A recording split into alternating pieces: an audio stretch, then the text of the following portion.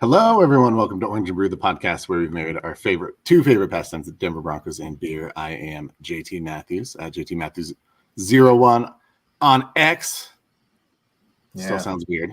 I'm here with the doctor, Nicholas Manning at DR_N Manning on X, and super producer co-host John Cronenberg at John K NFL. Boys, how we doing today? I just wolfed down some lunch, and it made me think. What's your go-to lunch food? Do you have something that you go that's a safe go-to lunch option, even that if that's going out somewhere or something you make at home? You want to take this first, Doc, or do you want me to? Yeah, go for it. Honestly, if I usually skip lunch and I'd rather go to dinner. It's just lunch. Usually something's going on. I have to take someone to an appointment or do something like that. And it's just something takes up my time. So usually if I get anything, it'd be a sandwich. I don't know what kind exactly, but it's usually a sandwich because it's whatever you got. And you can just, like you said, wolf it down really quick. That's my go-to. What about you, Doc? What's my go-to? It's you're like a protein bar. Quickness, just say it. Just say it. Protein bar. I don't know that I would call that a lunch. So if we're getting committed to the specifics, I don't think a protein bar or a shake is a meal option. So quick snack option. I'm like a quesadilla guy.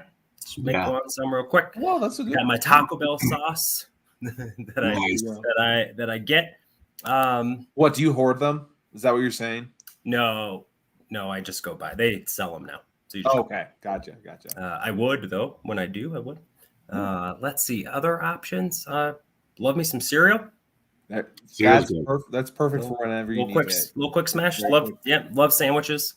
Oftentimes, whatever I ate the night before, there's probably some left, so I might reheat it.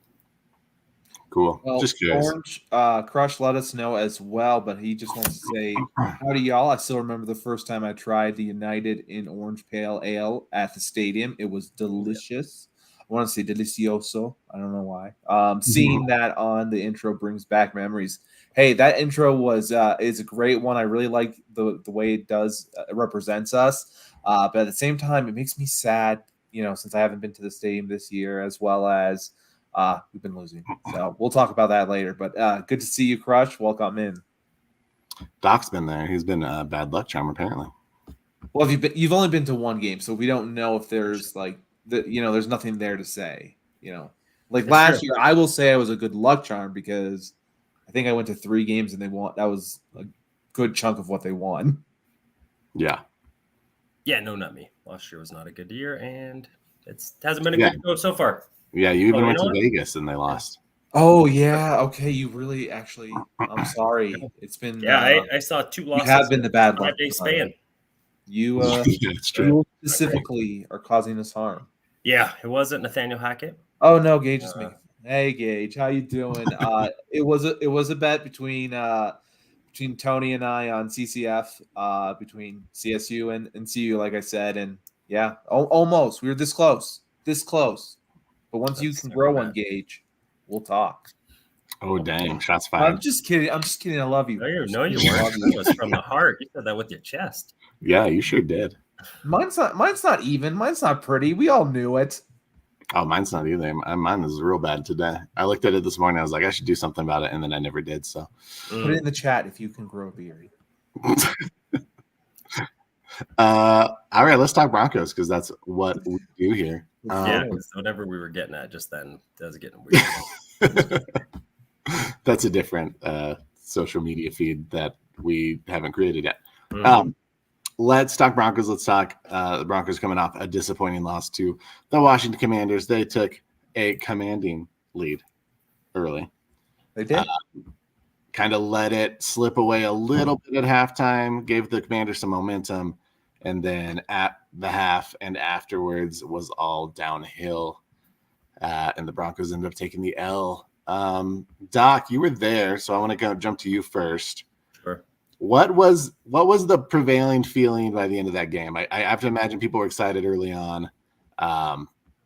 Was there hope that we could come back? Yeah. Were people into it, or were we dejected by the end? I think that there was some I'll go through the whole feel. Right? Yeah, So let's do it. Washington starts. They drove down the field pretty effortlessly, it seemed. And then there was a penalty, I recall, a sack, and then they got to kick a field goal. And so then you're feeling, I believe, did they miss the first one? Missed the second one. Second one. Missed second Yeah. one. So, anyway, and so you feel like, all right, whatever. Maybe the defense, took a couple on the chin, toughen up. Offense looked great, good mixture, good pace. And then, when they score and then we score again, from, a deep ball to Marvin, the Martian Mims, you're feeling like, okay, like they figured it out. Right. So run the ball pretty effectively. Play action game's working. Russ does his Russ thing. You see why the young guy gets drafted. Defense goes out, gets another 3 and out. The crossing route to Johnson just feels like, yep, see, like we're clicking it, right? Deep ball, short balls, run ball, blah, blah. And there was a feeling on that last drive because I believe there was a penalty on third down that allowed Washington to keep the ball. There's like the moment right then of like, dang it, like if they got that stop, like floodgates open, probably it's a wrap, right? Yeah. Maybe we get another field goal at the end of the half and we get the ball back. It's just, there's not much to do. You're up 3 scores, 3 touchdowns. It would have been a pretty spectacular feel. When they scored the touchdown, that wasn't the concern. The way that they gave it, right? So it's 4th down. Kareem comes across the middle, and when that hit happened, I think for most of us, we get like he's trying to dislodge the ball. Yeah, sure. Not trying to let the guy score. When he gets ejected, right, and the 2-point conversion, he gets ejected. That was when I felt like, that. Now it's a 1-score game when it shouldn't be. The Broncos had owned, they owned the first half. There's no reason why this game should be within a score like this. Something's not okay. And then Washington came out and really controlled the game on the ground.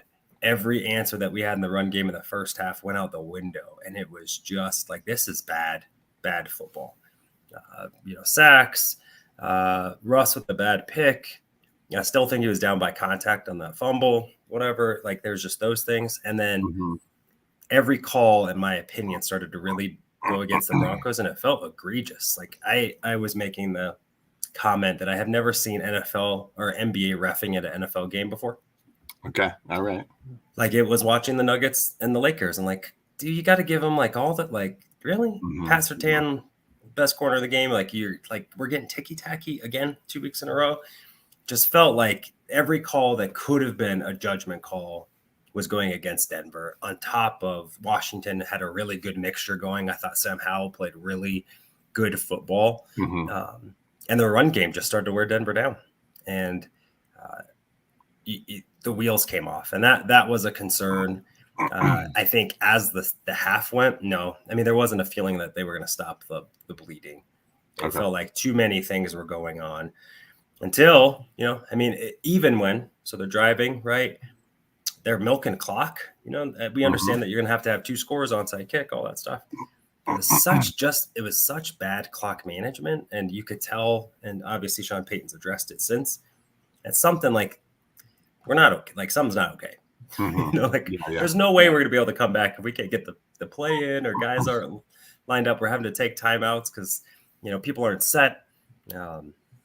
And then, all be told, holy crap, we watching history, which is, like what? Because I was like, I'm ready to go. Yeah, I wondered if you were gone. We were there. We hung him. I said to our father-in-law, I was like, I wonder if Nick's already out of there. Yeah. We're gonna stay for the for the tire thing, and it was, it was like we're gonna see something special. And then the pass interference that didn't get called. Yeah. That's I'm not okay with that. That play. That's the one. I didn't see that page. I didn't see that pass interference when I was watching it the first time, and it really didn't jump out. Like I don't remember them showing it again or anything like that. So for me, it kind of just seemed like, okay, it ended. And then I heard about it later. So oh my just, gosh. it was a little I mean, bit I'm of a shock on the for me. opposite side of the field, and I can see it. Like, Yeah. it's just, it's What's going bad. on, D-Rock? Welcome in. So Yeah. I'm sitting there like, you can't swallow your whistle on that play with the, like, what? And then, with Someone that, should have been in the right area to see that. That's the there's obvious a umpire right there. I mean, the Yeah. call's like, it's egregious, right? And then of course it goes up on the jumbotron, and it's like so did the again, booze come how in? could you have? Yeah, and you're watching, Cortland's beside himself. It's rough. Yeah. Like, dear goodness gracious. So that capstone of events, like, the Broncos did not help themselves out, and the refs opened up the wounds, right? So it was that was the worst officiated game I have seen, especially kind of one-sided in, I don't know how long, in an NFL game. There's bad calls sometimes, bad refs, whatever, blah, blah. But usually they're just bad. Yeah. That's why it's kind of like NBA style, where there's favoritism towards a market or a team. And it was really rough. And, it's the first time I asked myself, is Sean Payton's rep as a guy who is not a fan of NFL officiating or the NFL in general. The Broncos have not been on the plus side of the yellow flag in either of the games. Maybe that conspiracy theory that the world's out to get Sean Payton a little bit might not be false. He definitely is a guy that put a target on his back over his time in New Orleans, and so maybe there's something more there. D-Rock, I would agree. They let the game go, and to rely on a ref in that moment. That said, the refs have a job to do, so you have to expect to be able to do it. Overall, it was for as high as I got in the first half, like, yes, like, this is the team that we were hoping to see. Like, holy crap. To have the bottom drop was it was disheartening. It was really tough to see. If it was a back and forth battle, all that kind of stuff, all right, I would have got it. That would have been less. But to watch them for them to choke away that game at home after week one's close but not close enough loss. Right. It was hard to watch. It took me a little bit to be able to get out of my my woe is me as a Bronco fan. I'm with you. And so that was probably one of the worst I felt as a fan in a while. Yeah. Yeah. It's interesting. I'll have to watch again. I didn't feel the refs impact as much as maybe you did in person. I didn't feel that at all, honestly. I looked it up here really quickly. There were 3 face masks. There were 3 face masks that didn't get called that were pretty blatant. As you're watching it, you're watching guys like head snap. 2 of them were on Russell Wilson. How, like, you're with today's NFL and the focus on the quarterback, how you are allowing a guy that makes $50 million in a year, whatever you think of Russ. Right. He is a marquee name in the NFL. Get his neck grabbed and his face mask grabbed on multiple occasions, and not at one point throw the flag. Russ isn't a complainer. He's not Phil Rivers or whoever, Tom Brady, right? And so maybe that goes against him. But there's some things like that. Real ticky-tack with the pass interference call that kept the drive alive, that got Washington some points. So those to me were, at what point does Pat Surtain get the respect that he should get, that Sauce Gardner gets? Right, Sauce, should be arrested for sexual assault. That man is gropey, and there's a lot of questionable stuff. So in totality, there were some, especially, as they're replaying stuff on the Jumbotron, obviously, it's like if I can notice it and see it where I'm at, and it confirms up there, and you're 10 feet away, and you're trained in this activity, it's concerning to me. Yeah, for sure. John, what was your take on the game? Just kind of overall, did you feel? Here, I'll preface it this way: when we got to halftime, through halftime, and the third quarter started, and it was clear that the Commanders had the momentum. I didn't feel confident in any way that we would be able to turn it around and regain that momentum. It was, were you feeling the same way? I mean, I have to start from the beginning. I felt like even with the momentum that the Broncos had, I never felt like it was put away. I always felt like the Commanders could come back. There could be situations where the Broncos weren't able to, going to be able to finish the game. So I needed to see that first from Denver before I could, put that away in my mind at least. So I wasn't actually really surprised when things started to fall apart because I needed to see the Broncos really get a win and really put a team away that they should. Again, I felt like they should beat the Washington Commanders. Don't get me wrong. I think they have a good defensive line. They have some pieces here and there, but I think that's a team that the Broncos should win, and they need to get to the place where they're going to beat the teams that they are better than. So for me, it was just a matter of frustration because they didn't prove me wrong in a sense. Mm-hmm. I felt like I was waiting for them to that's what I wanted to happen. Prove me wrong, make me feel like I was the jerk who wasn't the believer. But again, I'm getting this feeling of people, are tossing out the idea of coach of the year, comeback player of the year. Now, all of a sudden we can watch the team and have those be away, and let's just focus on the game at hand. Instead of the other narrative. So I hope that helps the team, but we'll see. Yeah. I struggle because some of the things that they didn't do in week 1, they did do in week 2, and it was the same outcome. So they were able to generate some pressure. They got some sacks. They were able to make Sam Howell uncomfortable at times. Yeah. It wasn't consistent necessarily, but it was better than they had shown against the Raiders. So that was something that I was looking for going into it. Are we going to be able to generate some pressure and make the young quarterback uncomfortable? At times they did, and I was happy about that. And that was more in the first half, I would say, than the second half. So they made some adjustments, but to me, it's funny because I always felt like the last few years, the Broncos were a good or decent first half team, and then couldn't adjust their game plan after the half.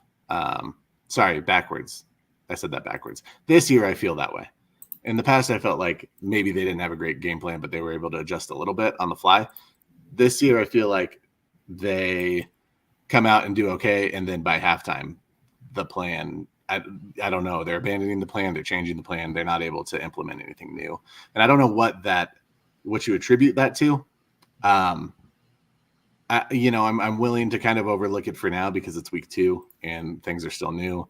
But at some point you start to wonder if it's a personnel problem, if it's just you don't have enough guys in the room that can do the job that you need them to do, or is it some sort of issue with kind of that game plan in general, or lack thereof, a lack of ability to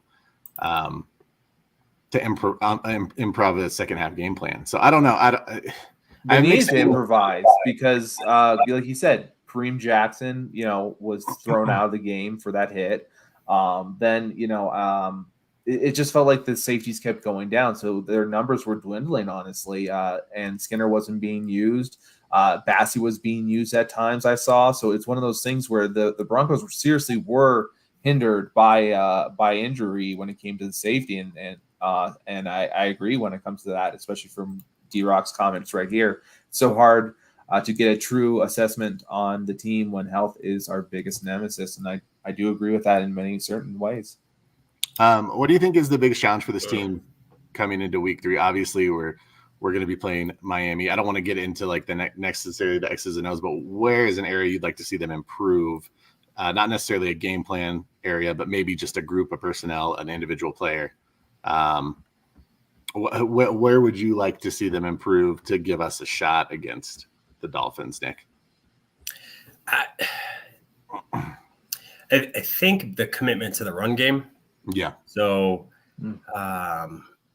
it lost its effectiveness in the second half, but they definitely got away from it. Is that panic? Maybe they knew something about their personnel. I'm not sure. First half, it looked like they were running the ball pretty effectively.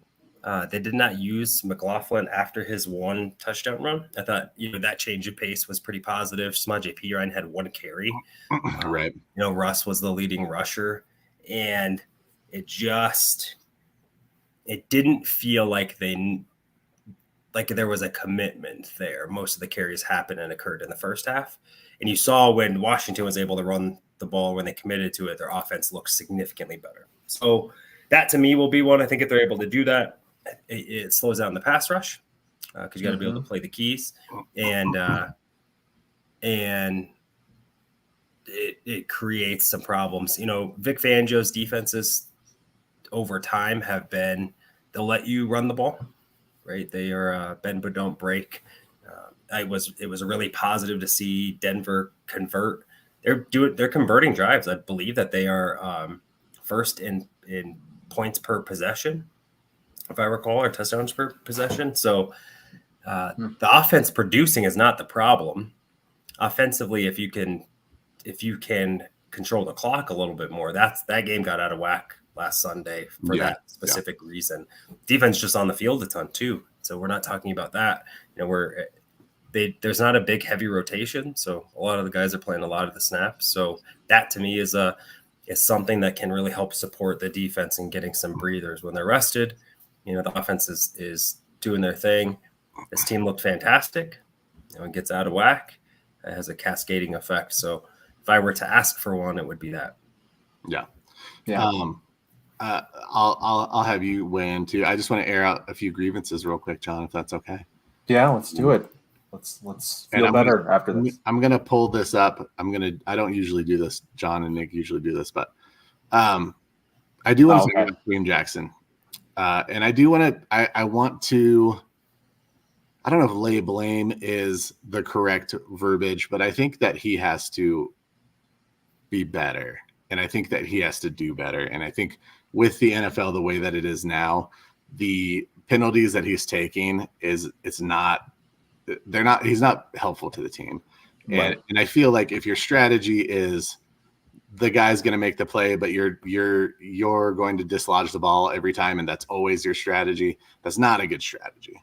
And I know that he's made a career of big hits, and I know he's made a career of being impactful in the running game and over the middle, especially in situations like that.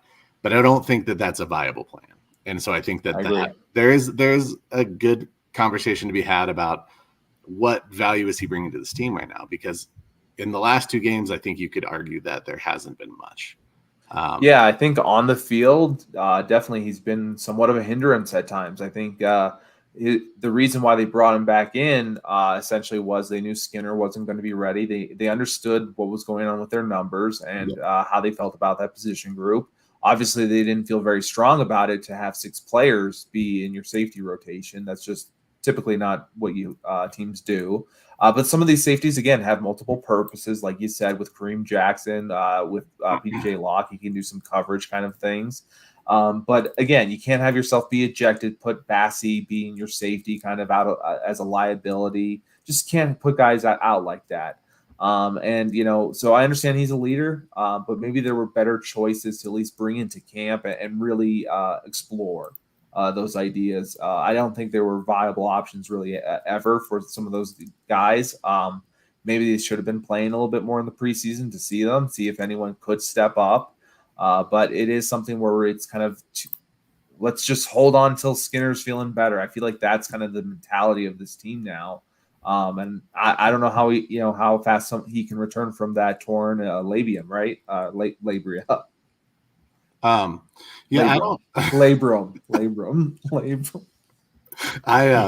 I don't think that.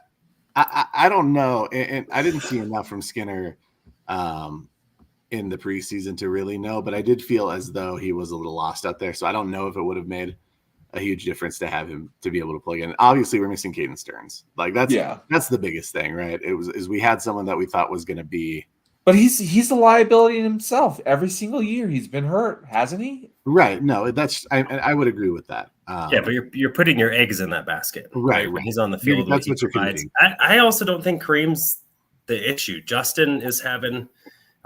There were a lot of plays that were made right in front of him last week.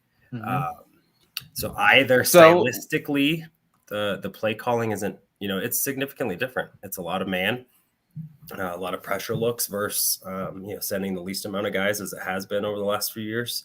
So Kareem's play on the field, to me, hasn't been a concern. Sure. His decision-making and some of those, and that's hard because the 2 times that he's been flagged, he's trying to stop a guy from getting 1 more yard. If they make that stop, we get the ball. We have a chance to win in week 1. And then he's trying to dislodge a ball in the end zone. All right. Okay. Those aren't – it's not like he's taking a swing at a guy on the side of the field. He's not, sure. Trying to snatch a chain. They just happen to be plays that the team couldn't overcome, and so the question for me, he has to be on the field to lead. The depth behind him is a concern. PJ Locke still hasn't played, if I recall. And Skinner isn't ready. Turner Yell is, a young guy. Well, I guess we'll say that for right now. So no, there's not a lot of depth, but most teams aren't going to carry 6 safeties. You hope maybe Riley Moss comes back and maybe that's a rotation move over. Saying Bassey, I know, got a little bit of run in that for his coverage skills, but he's not a guy that's going to be able to help support. You're missing K1. It just, when injuries like that happen, it really just kind of bumps, the depth down. Fabian Moreau has not been very good when he's played. And so, there's just some issues there. I've been pretty impressed by the edge guys play. I thought Cooper and Randy Gregory have played well so far. Not fantastic. They've been in on stuff. Hustle plays have been really good. Inside linebackers have been good. The interior pass rush has been hit or miss, but we knew that was going to be the case. There's not a lot of overwhelming talent there. So to me, it's just there has been a wheel to fall off each time. It's not like if you watch Sunday's game, they weren't bad the entire game. No, they weren't bad the entire game against the Raiders. Some undisciplined play that led to some drives staying alive that cost the team points. Some assignments that got blown. Also, some really good plays that just, Sam Howell throws a dime in between 3 guys deep. McLaurin is a fantastic player. You tip your cap, if that ball is any, a foot in any direction, it's a pick or a batted ball. So sometimes those guys just make plays. The hard part is that big play happens after they mess up and keep them on the field for a play, right? It's just they're snake bitten right now. And I think that's how it happens with a losing team. And, you find ways to lose. And that's what this team has done over the first 2 weeks, that, they have to learn how to win before they start winning. And it's very real right now. You can tell that this team isn't sure how to close it out. Remember, after McLaurin scored, the Broncos went down and kicked a field goal. They were still up 24-21. Yep. Felt like, all right, took it on the chin again. All right, offense went down, responded, got some points. We got a shot. We'll be okay. Yeah. And it just, they weren't able to close those gates. So they have to do much better on first down defense. Yeah. They're just, they're letting teams get momentum. They're getting 6, 7, 8 yards a chunk on first down.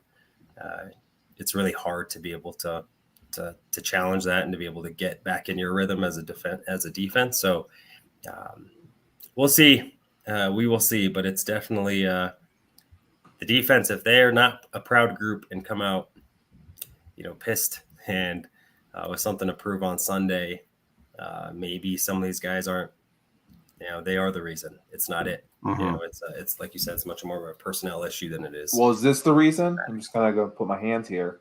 From Crush, my fears of VJ Vance Joseph defense have been proven the last 2 games. I wasn't a huge fan of the hire. Was hoping for the best though, but man, it's been rough. And so, do you think it's kind of a combination of Vance Joseph and the players, and just they need to get ramped up still? They haven't, they don't have good communication. What's going on with you, do you think, with Vance Joseph? Yeah, I remember towards the end of the season last year, the Broncos defense was struggling. Yeah. So there were some, I think probably even over the last 6 weeks, they were giving up, 28 32 points to the Chiefs. The Chargers racked up some points in that last game over with the shootout. The Chiefs again got blown out, in LA to a really poor Rams team. So it's not like Evero was leading a fantastic Pristine team through 17 years. So I think when you have a style that's a pressure style and your team doesn't get there in a league where it's not designed for the defenses to succeed. Yeah. If you don't get there, right, the pressure doesn't get there. This isn't the no-fly zone. Damari Mathis is not Chris Harris, and so he's near making the play, but he's not there. And I think because the quarterbacks really have had time to be able to make those throws, NFL quarterbacks too good. Jimmy Garoppolo, Sam Howell, I don't care who you are. They're good enough when they have time and there's rhythm in the play calling. That's a wrap. So when you aren't getting to the quarterback, you see those things happen. So that's my. I don't know if it's a VJ concern. I mean, he was like the fourth choice. Let's not pretend like Denver didn't try and go get someone else. Yeah, that's very fair. Vic was on the docket. There were some other guys on. We saw again Rex Ryan maybe. Yeah, I mean Rex was in there. I know he thinks he should have got the job, but apparently there's something that he did or didn't do that didn't get him the job. He tried to get his foot in the door. That's true. That's true. All right, one last thing before we get out of here, though, just to say this real quickly from D-Rock. Does anyone believe we have a losing culture mentality in the locker room? I absolutely do. Yeah, of course. Your leaders on the team have never won in this uniform. Justin Simmons has had one winning record since he has been here. Yeah, and everyone after him haven't even sniffed 500. So, yep. Yeah, I they agree. don't know. I mean, you keep losing your coaches, you keep losing this and that. There's nothing that's been sustained. It all feels like it just year after year. Just look out for yourself and hope that maybe in the future something works out. But you got to get that feeling of a win coming before you can kind of have that culture where we're not going to lose these games. So I agree. I agree. I would say that I feel like it's not just the locker room, though. I feel like kind of in all aspects of this league that the Broncos are not viewed as anything but a low-tier team. And that's on all levels right now. That's coaching, that's personnel, that's, I don't know, ownership remains to be seen, but with the lack of ownership that we had with the group that we had running ownership for a while, there were no positives really that ever. I think they did a player review at the end of the year, and the Broncos just did not do well in anything when it came to nutrition. Just down the list, if you looked at it, locker room, just everything, it was not getting high praise, or they were like the best for them was mid-tier. So this team is having some issues where it's kind of deflated. That's how they probably feel going into work. Remember, this is work. So going into work, if it's not that mentality of, hey, let's get it going, let's feel good, we're gonna have a good week, those kind of things. Otherwise, it's just hard to get going. We all know that at work. It's impossible. And I'll say, and I'm not gonna belabor this too much, but I think it's hard to be part of this organization right now on all levels, and I think including fans, this fan base. Yes. This fan base is tough right now. This fan base is, and deservedly so in some ways, right? We've been through the grind. We care maybe more than some of these players do about the outcome of this. That's a good point. Team, and so the criticism is real. That's something that every team has to deal with. But and maybe it's just an awareness by me, or maybe it's an overreaction by me. But I think that it has felt toxic at times, especially targeted to certain players. And I think there's some, I don't know if responsibility is the word. We show up, we support our team. I think that's the most important thing. But I think there's something to be said about where the morale is low for everyone. The morale is low for everyone. And so someone's got to be able to turn that around. We're hoping Sean Payton can do that. I think maybe we keep hoping that it'll happen overnight, and realistically it just won't. And so we need to continue to be patient in a way. But and I'm, you know me, like I consider myself the pessimist of the show, and so I contribute to that as well. Yeah. But I think morale is at an all-time low, and it's hard. It's hard to kind of sit and wait and see what happens, especially when you have lost your first 2 games by a total of 3 points. I mean, they're not getting blown out, right? It's by the smallest margin in the history of the NFL. And it felt that way, years prior too. Like we had so many games that it was one score game, which is the majority of how the NFL works, right? Like it's such a parity-driven league that most of the games are, handful of plays. A handful of plays separates winner from a loser. Yeah, and it's one of those things where like if you make the winning play. If you're into betting, I would probably go towards college because at least those games have more predictability. It feels like in a sense. I don't know if you guys feel that way. Not that I don't bet on them, so I wouldn't know really much. Yeah, I don't know. I think it's any given Sunday for a reason. We've talked about that a little bit in the past, but I think that maybe we've put too much pressure on this team off the bat. And maybe we just need to reevaluate what a successful season looks like for this team. Again, week 2, I don't want to get too ahead of, what actually might play out. But I think, to be fans and be reasonable isn't too big an ask, I don't think. And so I just wanted to throw that out there. But let's switch over real quick. Just want to say hi to Kamani real quick. Yeah, for sure. Thanks for joining us. Let's take a break from this serious Broncos talk and hit some beer time.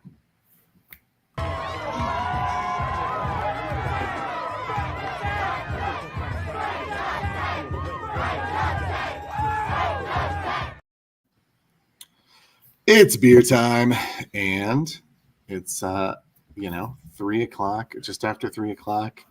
A good time for your day to be winding down from work hopefully for most of us. Yeah. If not, God bless you. Hang in there. You'll make it to the weekend eventually, or your day off eventually. Then you drink a beer. Maybe you're East Coast, so maybe it's hit 5 o'clock, and if you have a 9 to 5, you're good to go. Yeah. But regardless, it's beer time, and we have some beers we're drinking today. John, you got a beer today or no? I do not. So I'm excited to hear what you have and to answer Crush's question in there. Oh yeah. Pull that one up real quick. Do you want to get to this real quick? Let's just do it real quick. Let's knock it out. Yeah. Having tried those 3 Texas beers, how would you all rank them from favorite to least? So let's see. I'm trying to remember the names. We had Blood and Honey. That was my top one. That was my favorite one. That was your favorite? I felt like it was most flavorful. I felt like it had a nice balance. I enjoyed that one the most. Yeah. And then I would probably say, what is it? The McConaughey? The McConaughey's? McConaughey's. The Fireman's 4. Yeah, I think McConaughey's was my second. And I liked the Fireman's 4. I liked all of them. Yeah. But I think that the first 2 kind of were more in line with what I enjoy if it's done well. Yeah. And I just thought that Blood and Honey had like a nice, I don't know. We were talking about it that day. It had like some nice different flavor profile that I wasn't expecting with some of those like spices. And I really enjoyed that. Yeah, for me, I'd probably actually have Fireman's 4 as number 1. I guess I just have a different palate at this point. Totally. Then I have the McConaughey's as the second one. And then I'd probably have Blood and Honey kind of as third. And, to go outside of some of the other Texas beers that I had, the Tarnation one was obviously the worst. It really was.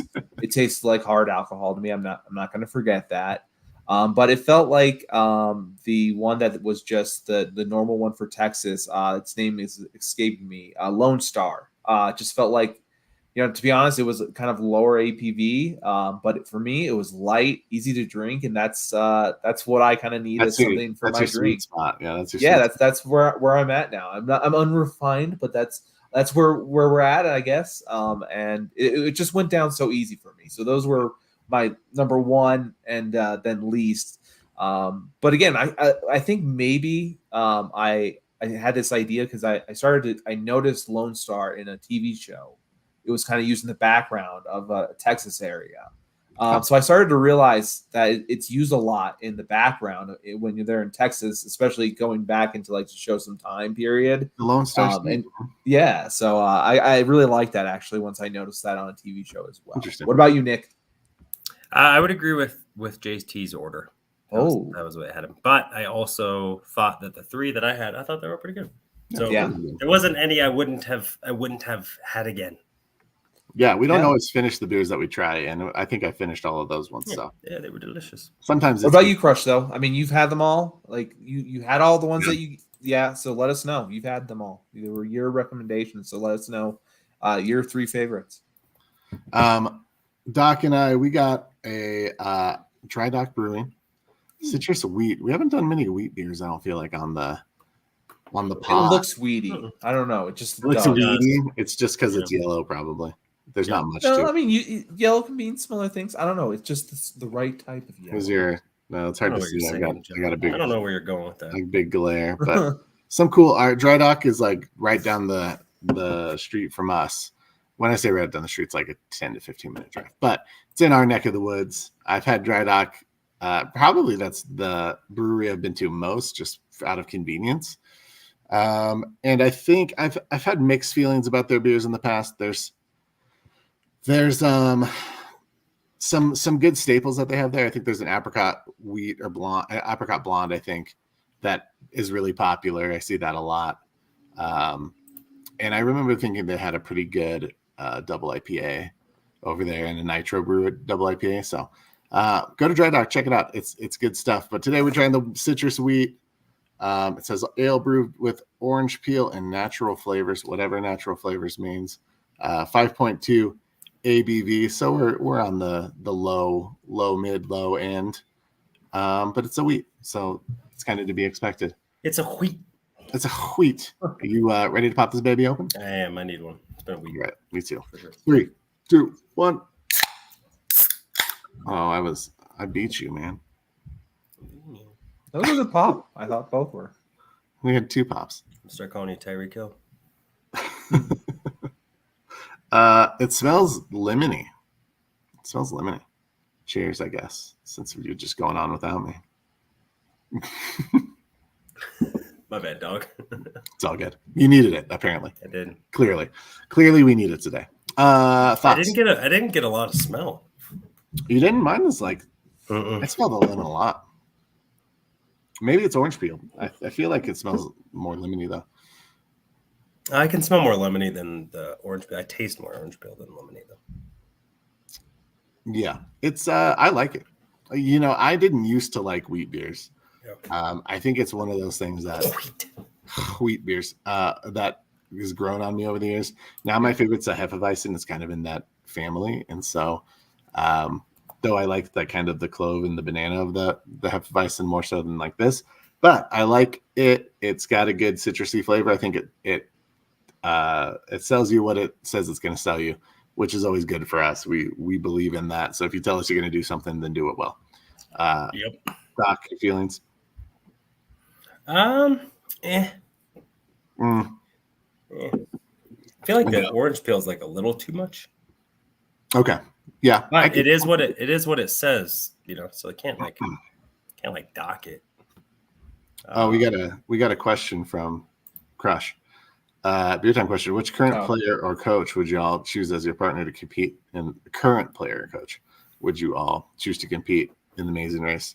So no Dion. He's not a current player or coach unless we're counting college.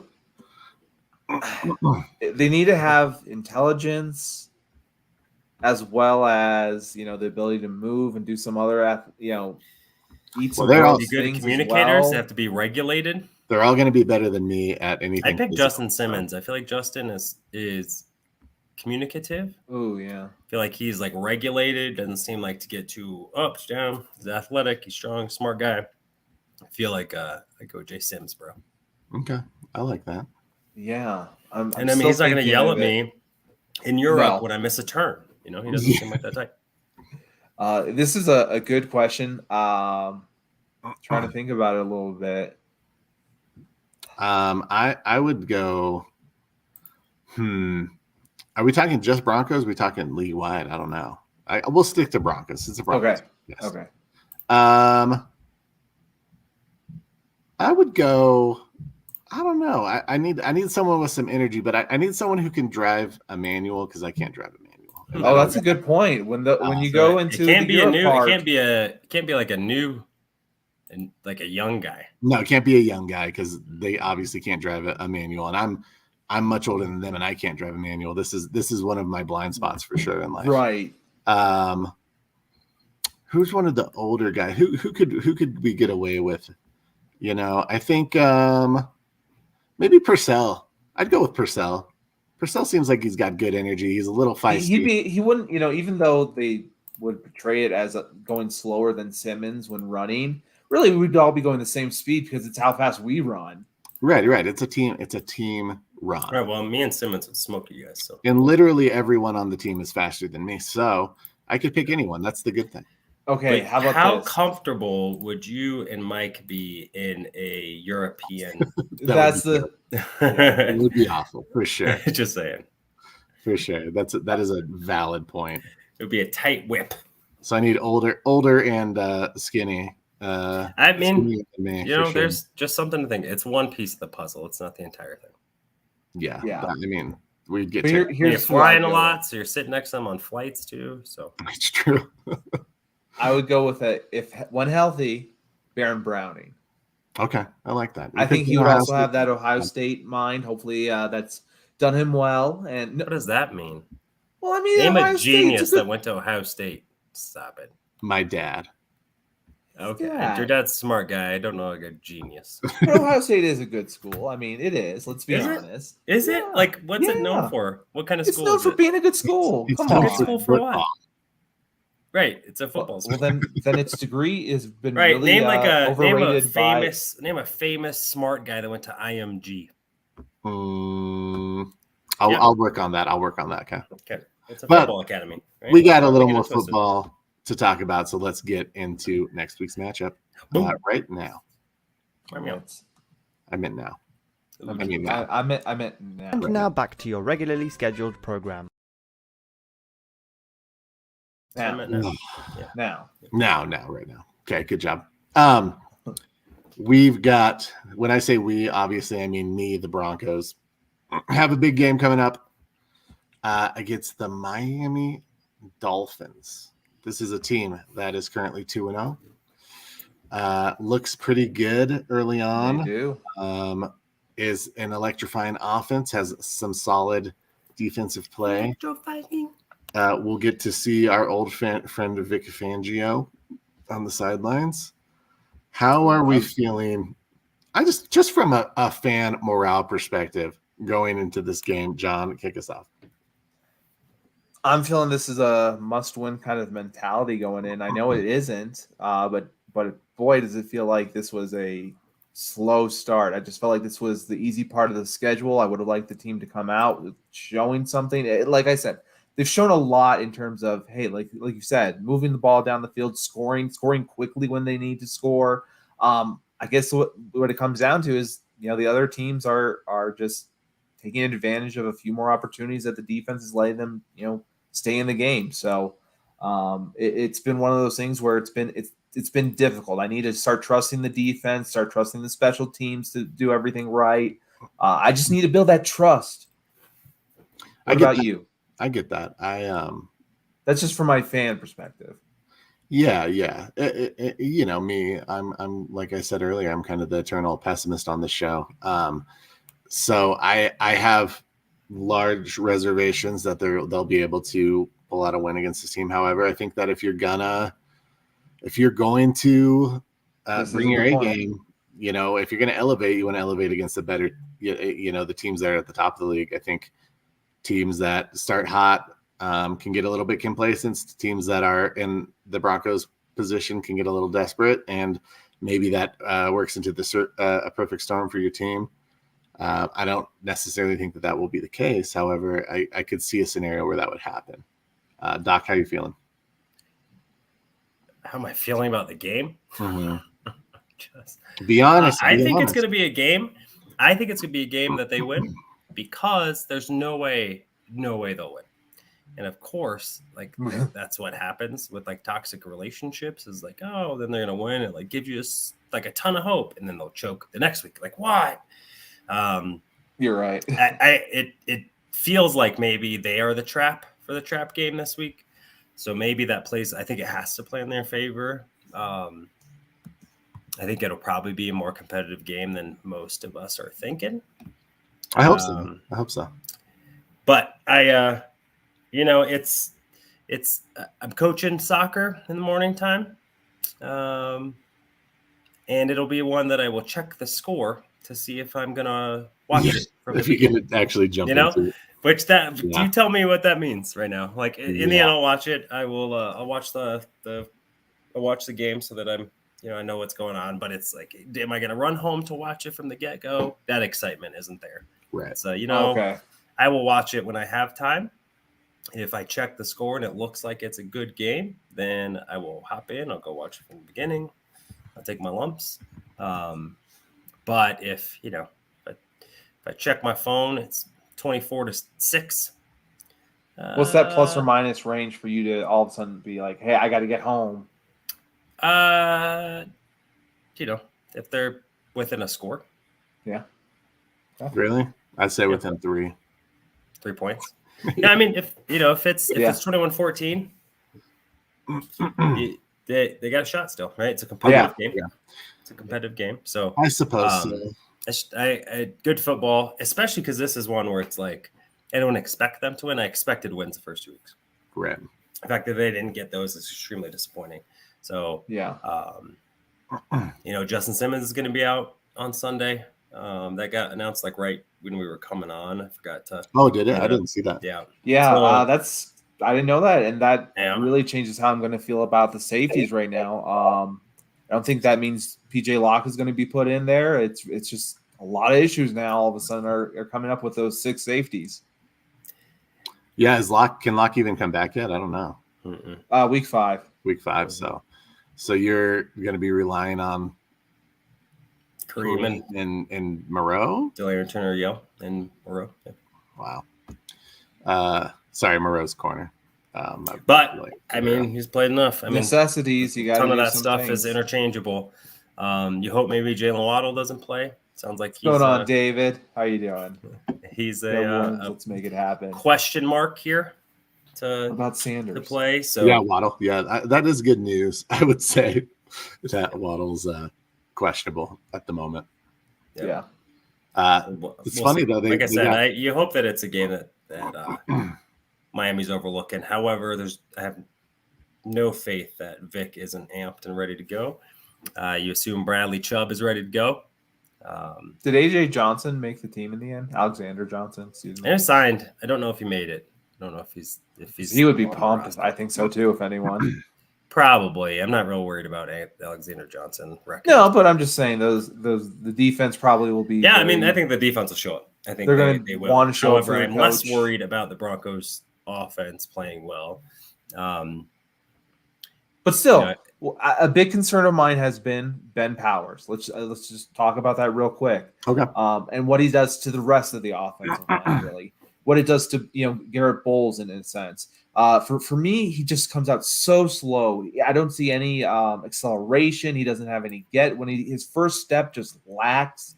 It's almost like a win for him is a stalemate when it comes to the running game. Yes, in the passing game, I think he's done pretty well. But again, he's not been there to help Bowles out, really. He's kind of been just worrying about his own gap, essentially, and not even worrying about the A gap. I feel like he's kind of just been, for me, at least going into these first 2 weeks, a bust of a free agent at his kind of market value.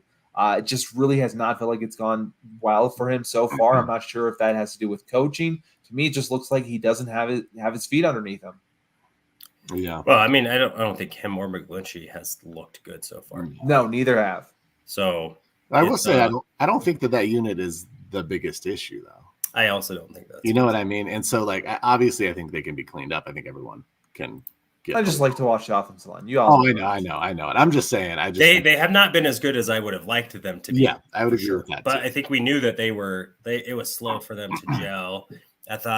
I thought Bowles has looked as good as I need him to look. I thought Cushenberry has been serviceable, which is kind of what we asked for. Right. This is not a unit that, in 3rd and 10, you're going to feel really good about going, mano a mano with a good pass rush team. Remember, the Washington's defensive front is as good as you're going to find anywhere. Yeah. Right. It's like their worst player is Chase Young. Right. Like they are stacked. So For sure. and they held up their own. They had 399 yards of total offense. 50 came on a Hail Mary, but that still counts. It's still in the play, right? Like they're still trying to make that play happen. And he is taking up space, like Kamani is saying. He is doing that, but again, I just like to see more bursts from that coming. That's you're wanting that's a guy for me that got personally. paid like I think that takes the game to the next level. Sure. For the running game, it's not so much on Williams to just plow his way through. Now all of a sudden there's going to be a seam where he can then take it 12 yards instead of just worrying about those first 4 yards. Sure. I would like them to be more physical and more dominant at the point of attack. Right. I also am not going to harp too much because I think that there are, I thought Jerry Jeudy was a no-show. I had a couple. He was not getting the separation I would have thought he would have got. Cortland was non-existent in the first half. Yeah. Showed a really good outing second half. They did not go back to Marvin Mims when that guy was a difference maker. Yeah. Smarty Pirine has been nowhere. Right? I mean, they haven't been running. There's been a lot of stuff, but remembering though that this team scored 33 points on Sunday, which we have not seen here in you all tell me when since Drew Lock's Buzz Lightyear game, right? I don't know. I mean, or maybe one of the first weeks of Teddy Bridgewater's time, maybe. Like I don't know the last time that we had 30-something points scored. Definitely doesn't feel Russell era. No, definitely not during the Russ era.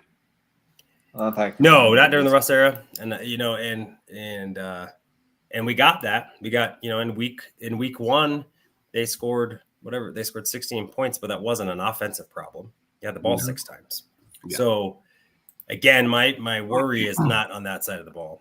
DeMar Mathis has to rebound and play much better. He's getting absolutely toasted. Yeah. And the pressure has to get there.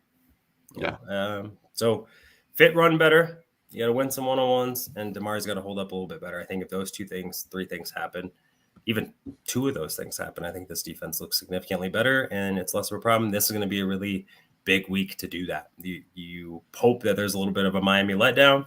I don't know who they're playing after the Broncos, but I assume it's probably going to be like an AFC East matchup, and they're probably looking past them. And you hope that Sean Payton has some stuff up his sleeve to come out and help this team kind of get over the hump. Yeah. Just to kind of go back to the Miami personnel, I think that, and John, I think this is a good, another reason to talk about the offensive line. This defense can bring the pass rush when they're healthy. We got Jalen Phillips, you got Bradley Chubb, who we'll be seeing again, sadly, against us. You've got Zach Seiler. You've got some guys that can generate some pressure. So I think those guys alone, I'll be interested to see how that offensive line holds up, especially in pass protection. It seems like they did pretty well in that first half. I think part of that was by design. We'll see how they do as the game progresses, if they can hang. I wanted to say, just because I was going to say it earlier, we get to see another former Bronco. River Craycraft has made that offense. So with he's producing. Waddle potentially being out. Yeah, Craycraft and Braxton Berrios are good, second, third options. So I just think it'll be interesting. It's an interesting matchup that presents a lot of challenges. I don't know that the Broncos will be able to overcome them, but I will say, even if we go down 0-3, if they make it competitive, and they can show that they can take a punch on the chin, even if they don't come back and rally and win, if they're still in it, if they can keep that mentality, I'll feel better about this team moving forward. But unfortunately, so far we've seen them take shots and fold. Right. And that's morale breaking for fans too, right? Because we can sense that. We see that on the sideline. We can see when guys are losing that kind of mentality, that kind of edge. and just one. You can almost tell like It's that mentality that happens. They just want to get home after these games. It's been long. It's been a hard week. I want to see them be excited, get ready to get back into work after they heal up for the rest day, whatever they have. Mhm. I want to see that kind of excitement back into the locker room and back from the coaches. That's what I want to see. What's interesting though is I didn't get that from Russ at all. Russ played his heart out. Like, I mean, he's scrambling and diving for first downs on the last drive. I think they're just not meshing, right? Like there's just something missing. I think that it will click. I don't know if it will happen in time for them to get to where we would like them to go. I don't want to go too far down this rabbit hole, but I do want to ask you, Doc, do you think that this team believes in Russ? Do you think Russ, even though maybe it's not his play that's the issue, do you think could be a personality issue? I don't think so. Okay. He competes. Like he's playing well and he competes. I don't know, if you're an NFL player and you need the stuff that's being said about him, it's like, well, he doesn't hang out with the guys. Like if you really need that from your quarterback when he's playing good football. Do you need that from your CEO at work, or let's just say your boss? Right. No, I mean, like even a coworker, or the guy that manages a department that you don't work in. No, if you're a cornerback, you just don't have to be friends with everyone that you work with. Is he playing well? Right, and is he accountable? And I think if he's doing those things, he's getting coached up. That's all you're asking for. No, I think I don't think that they know how to win. Right, like how to come up with big plays on a consistent basis to kill other drives or to keep things going. Things just work against them, i.e. pass interference call in the end zone, right? Like, oh yeah, here we go again. Like there's just that kind of thing right now that keeps them from getting over the hump. That I think that's more of the worry than it's Russ doing it. If you look at Russ's efficiency and what he's producing right now, he's playing real well. If you look at every stat, right? Like, I mean, points per drive, all that good stuff. He's doing what needs to get done. So if people are, if the locker room doesn't feel like you can win with Russ when he's putting up really good numbers and you're giving up 5.5 yards a carry on defense, your priorities are skewed. Yeah. I agree with that.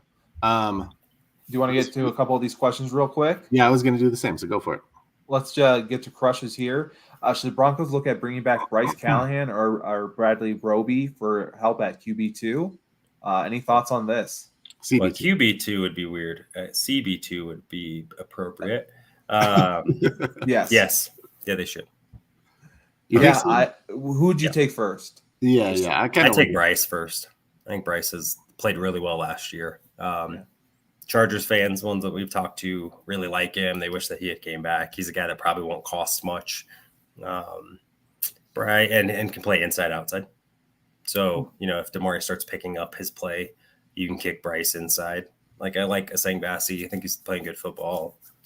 Good Bryce Callahan is better than Asang Bassi. Yeah. So I think that's the way that I would go. I'd go Bryce too. I'd go Bryce first as well. I love me some Ohio State guys, but Bryce, I think, and you're missing your slot corner anyways, your starting slot corner anyways. So it seems like go ahead. Somewhere he could be versatile in that defense if you needed him to be. So I like that. I don't know. I don't know that the only thing you worry about with Bryce is his health, right? And so you take another risk on a guy that may not be healthy or may be healthy for 1 or 2 games. And then I think last year he played like 14, 15 games.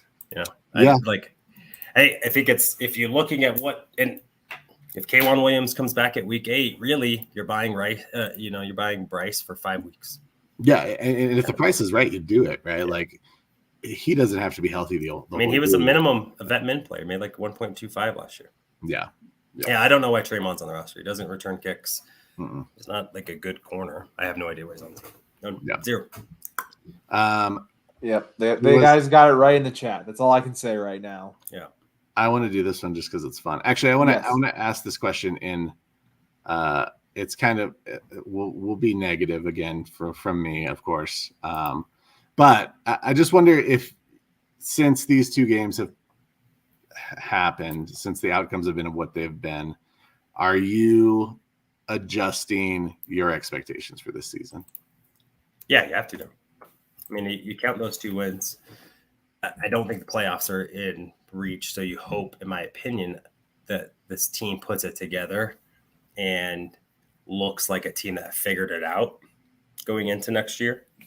However, there's still 15 games left. It's not like the season's over. I think if they don't win Sunday, for sure, I think it's very much, now we're doing roster checks on who's gonna be here next year. Yeah.